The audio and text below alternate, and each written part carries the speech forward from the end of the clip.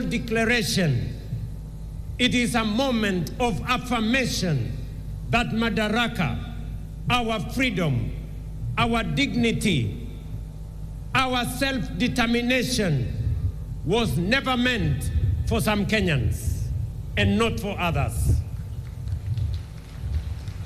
It was never meant for some regions and withheld from others.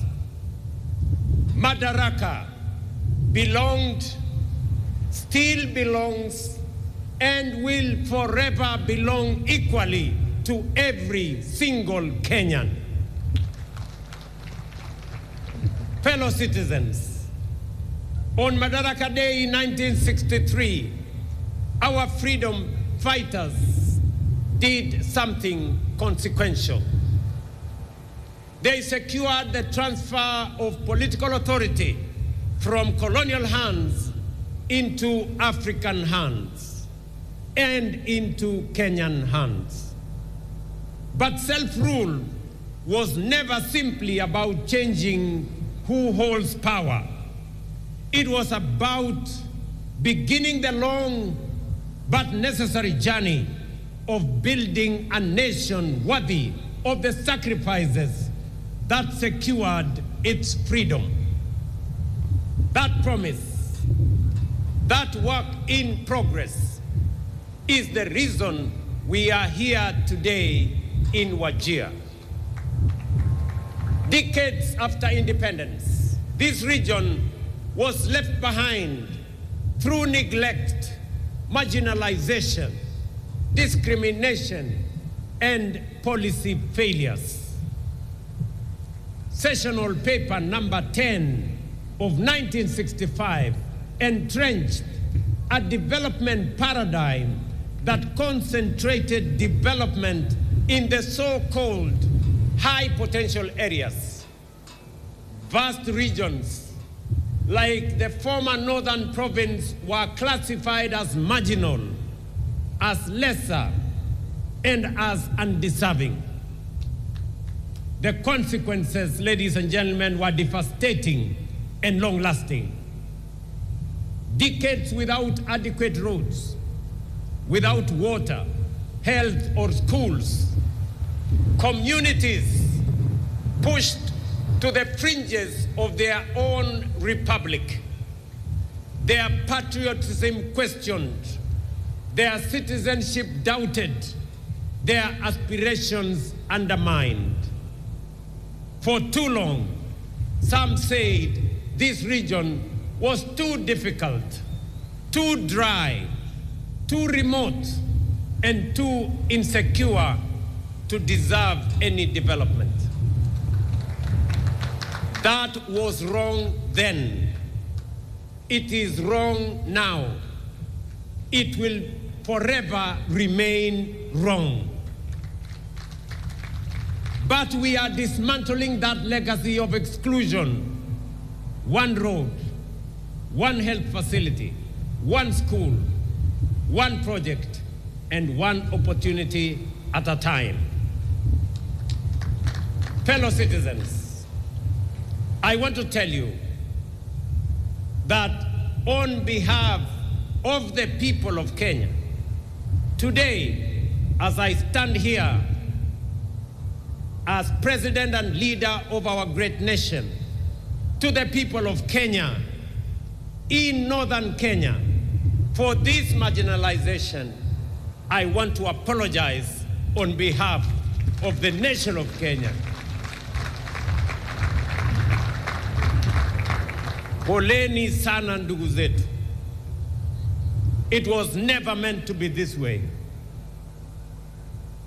And as my brother governor has said, this has been a very emotional moment for me.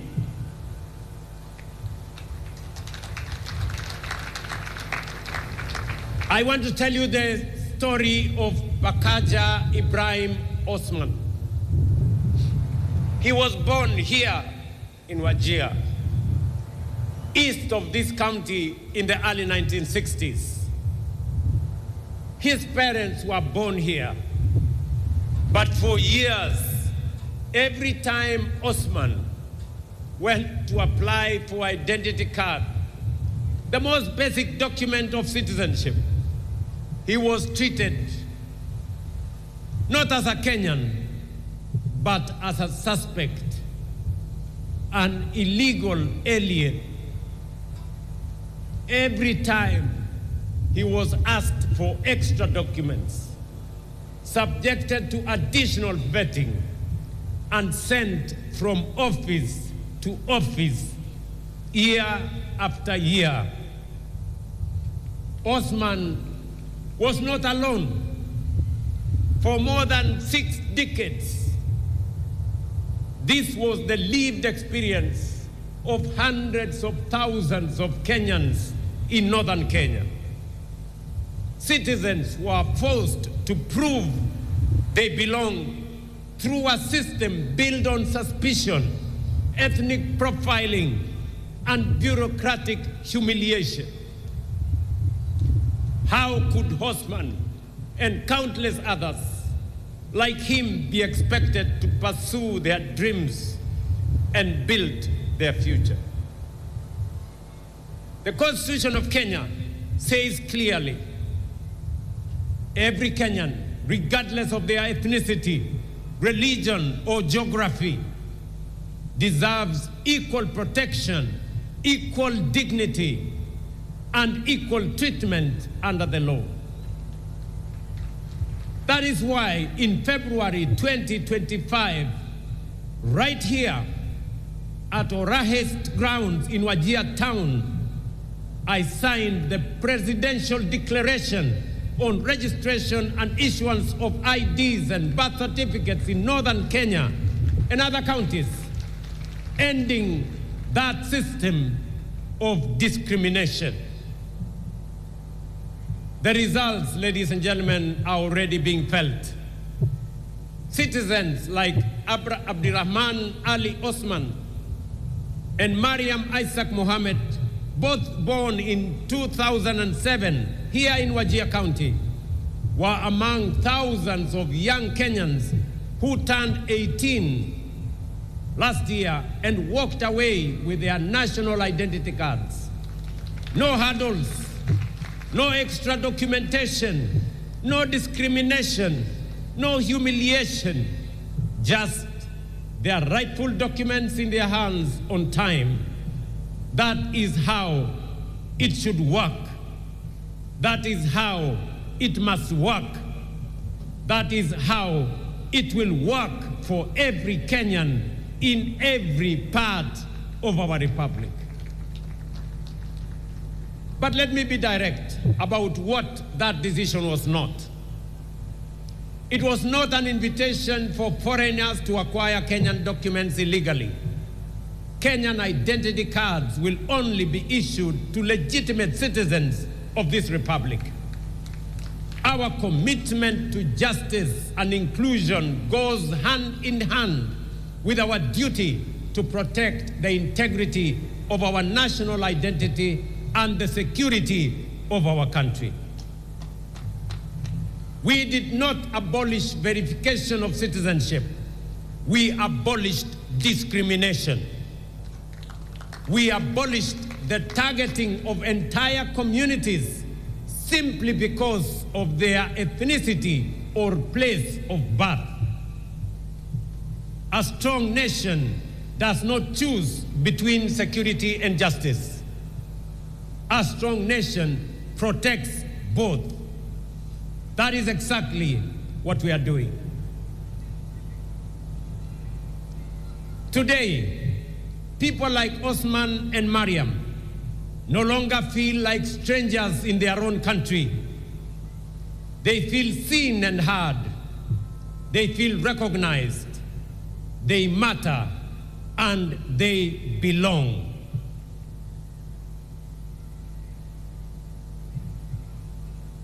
Ladies and gentlemen, yet we know that inclusion does not end with recognition. It must be reflected in people's daily lives, in the education of their children, the health that they access, the opportunities available to their young people, and the roads they travel on. That is why the bottom-up economic transformation agenda was conceived not merely as an economic program, but as a deliberate strategy for inclusion. This administration, my administration, has deliberately invested in northern Kenya and historically marginalized regions of our republic. Of all the investments, ladies and gentlemen, we are making in northern Kenya, none is more important than education, which is also the theme of this year's Madaraka: education, skills, and the future. Of all the tools a nation possesses, education is the most potent. It is the bridge between promise and possibility, between poverty and prosperity, and between exclusion and belonging. Unlike in 1963, the next frontier of Kenya's liberation will not be fought on conventional battlefields. It will be won in classrooms and lecture halls, laboratories and workshops, and in innovation hubs. The nations leading the world today and their position: South Korea, Malaysia, Singapore, invested in science, technology, engineering, and mathematics education and became a technology powerhouse. Singapore turned it to its people into the greatest resource.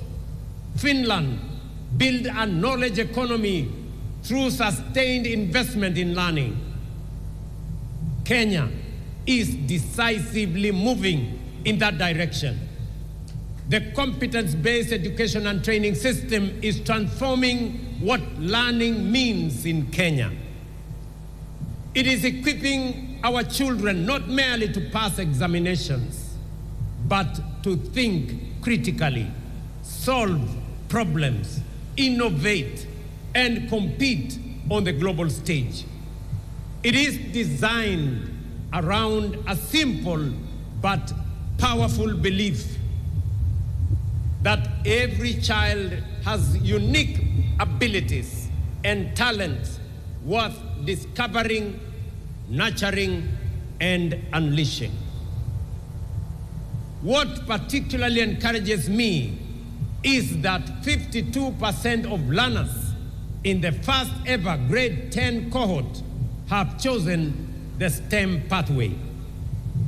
This tells us that a new generation is rising, one that will drive Kenya and Kenya's industrial transformation, power our technological advancement, and build the innovation economy that will define our nation's next chapter.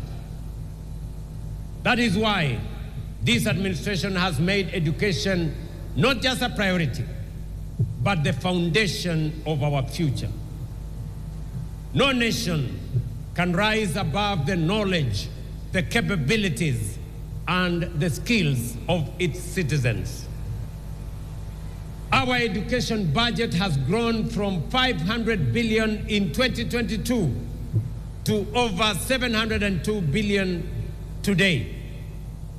We have hired more than 100,000 teachers in just 3 years, with 20,000 more set to be hired this year, making it one of the most ambitious teacher recruitment drive in our nation's history.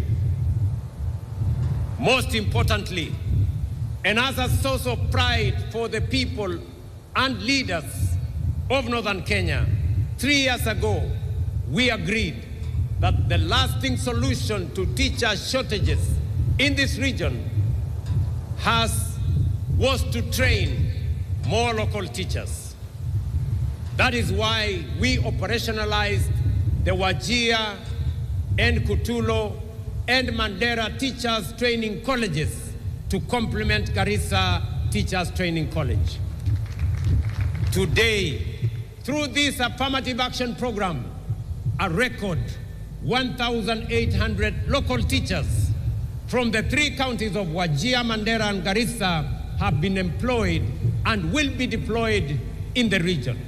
Additionally, 4,616 young people from this region are enrolled in teacher training colleges, the highest number in our history. This is how lasting solutions are built, by investing in people. On infrastructure, we have built 23,000 classrooms and a further 1,000 laboratories are under construction, many of them in ASAL regions that have waited for too long for modern learning facilities.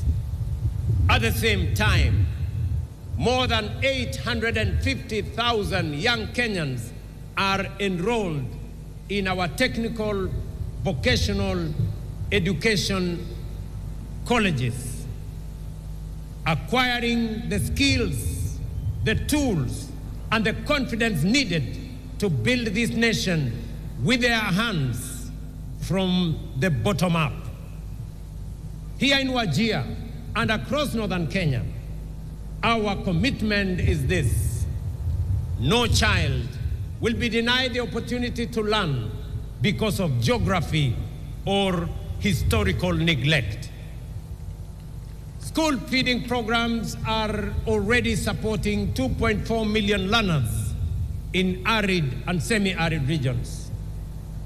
While we continue to deploy teachers, build infrastructure, and expand digital connectivity across this region, yet some children in northern Kenya and other marginalized regions remain outside the formal education system because of certain alternative learning pathways that have not been adequately recognized or accommodated within our education framework. This challenge is particularly evident in the absence of a clear framework to recognize and integrate TUKSI, Madrasa, and the program for pastoral instructions into the national education system. Today, I direct the Cabinet Secretary for Education to engage all relevant stakeholders and take the necessary measures under the Basic Education Act to consult widely and recommend appropriate measures for the formal integration of the same. This will ensure that every child, regardless of background or circumstance, has a recognized pathway into learning, skills, and opportunity. Every child deserves a door into learning. It is our duty to open every door.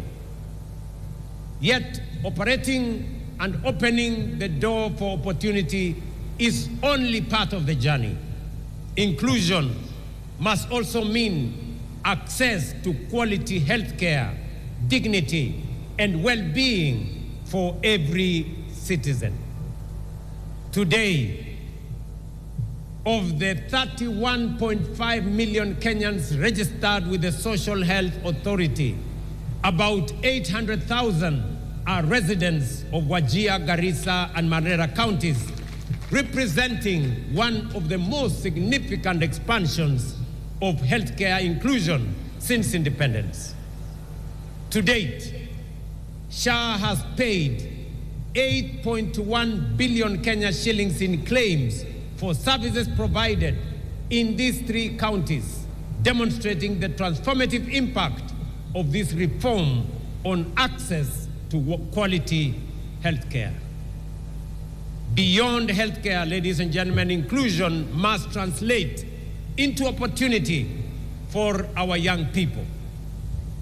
Already, more than 2,500 youth across all 30 counties of Wajir County have benefited from the Nyota program through business support, capital, training, and mentorship.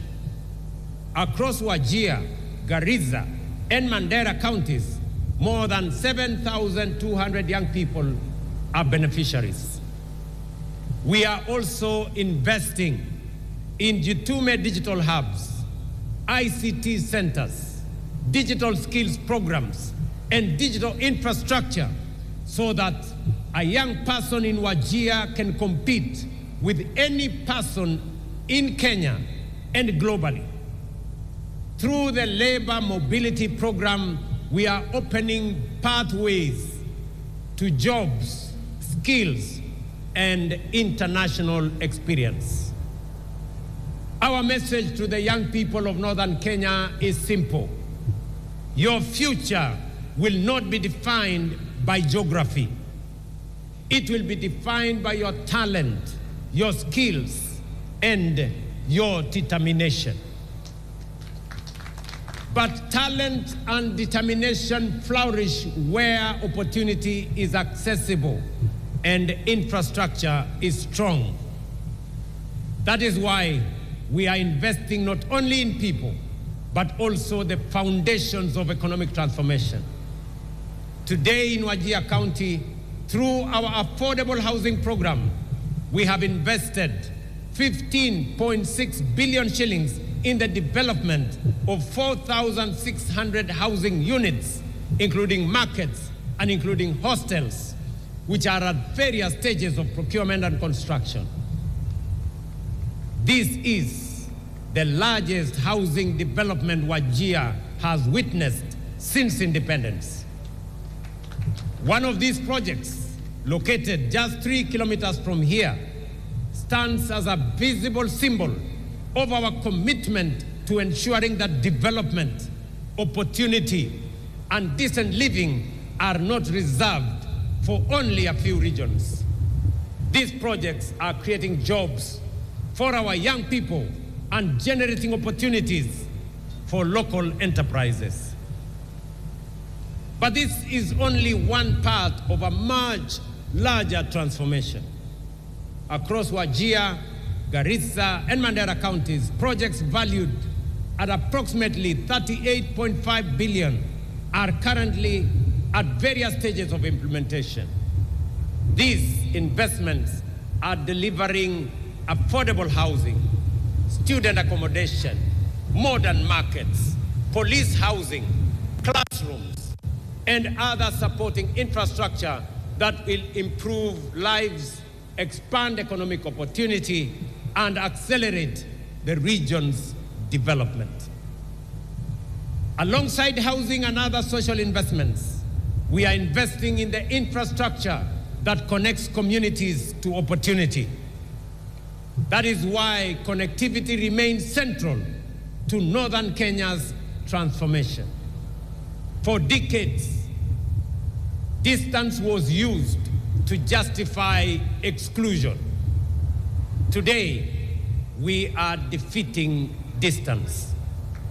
With a 750-kilometer Northern Kenya Gateway Corridor linking Isiolo, Wajir, and Mandera, we are undertaking the most significant and consequential road investment in this region since independence, and connecting communities that were once isolated from markets, from investment, from development, essential services, and economic opportunity. This investment of road, this single road, is going to cost the government of Kenya close to 100 billion Kenya shillings. Si munajua ile barabara ya kutoka Isiolo, ile inakuja Modokasha, inateremuka inaenda Samata, alafu inatembea hapa Abaji, iende Kotulo, iende Kobo, iende Elwak, Gare, alafu ifike kule Mandera. Yes. Na pia ile barabara inatoka kule Lamu kuja Garissa iende kula mawe na kuungana na hii barabara pale Isiolo. Ladies and gentlemen, this is more than a road project.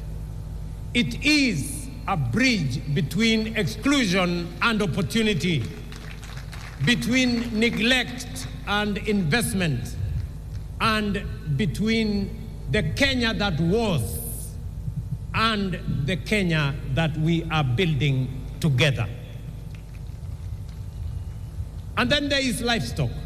Here in Wajir and across northern Kenya, livestock is more than an economic activity. It pays school fees, feeds families, creates jobs, drives trade, and in difficult times, sustains entire communities. The sector contributes about 12% of Kenya's GDP and 42% of agricultural GDP. In the ASAL counties, it accounts for more than 90% of employment and above 95% of household incomes. Yet for decades, pastoralism was regarded as one of Kenya's most valuable economic assets, while receiving limited support in animal health, markets, infrastructure, and financing. We are changing that through one of the most significant livestock restocking programs in recent years. We have distributed more than 52,000 sheep, goats, and cattle to over 10,000 households across 16 arid and semi-arid lands, helping families rebuild livestock wealth lost through drought and other shocks. To strengthen pastoral livelihoods, we have vaccinated more than 10 million animals, expanded local vaccine production to over 123 million doses, established feedlots and hay storage facilities, restored more than 300,000 hectares of degraded rangelands, expanded breeding programs, and strengthened livestock training, marketing, and market infrastructure, including here in Wajir. Today, we are also deploying an additional 2,000 agripreneurs for our ASAL counties, seated right here in our midst. They will provide last-mile agricultural advisory services, connect pastoralist communities to markets and finance, and support the transition to climate-smart agro-pastoralism and more resilient livelihoods. Together,